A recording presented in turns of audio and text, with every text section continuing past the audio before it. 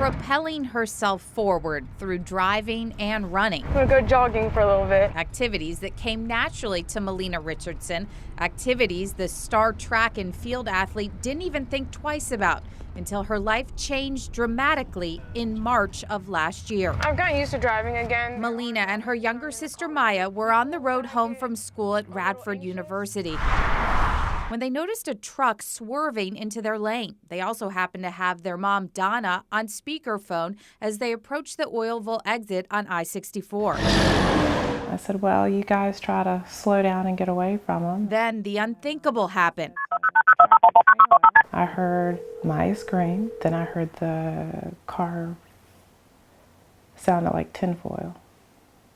And dead silence. The Richardsons say the truck sideswiped Malina's car and kept driving. Then I just remember saying, Jesus, take the wheel. The impact sent her car flying into the air, ejecting Malina before the car landed on top of her, leaking hot oil onto her face. Their phone never hung up.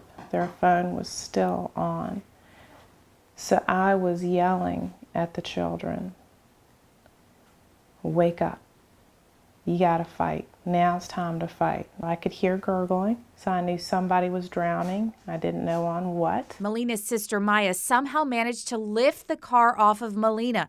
Two nurses passing by on the highway stopped to help, as well as a man. First responders rushed Malina to the VCU Medical Center where the trauma unit awaited her arrival. I was here when she came in. Dr. Michael Abutanos, who heads up trauma and acute care surgery at VCU, says he'll never forget that day. With her, it was a very dramatic facial burn that she had, along with the story that she had a ongoing hot fuel, basically, or oil dripping down in her face. Malina's vital signs initially got worse. She could have lost her life. That's one thing I remember vividly, that this can go really bad and has the potential to do that. But the trauma team stabilized Malina and tended to her critical burns, multiple fractures, and internal injuries. Everybody would come together at 7 a.m. right outside her room. Everybody would, assess her progress and what was going on. Remarkably, within a month,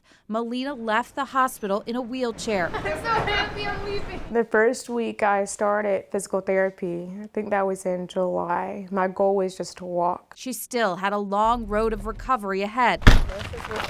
But she has worked tirelessly over the past year to regain her mobility.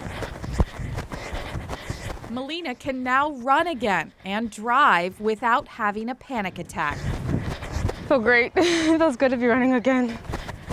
Her family just celebrated what they call her second birthday. It's a new beginning.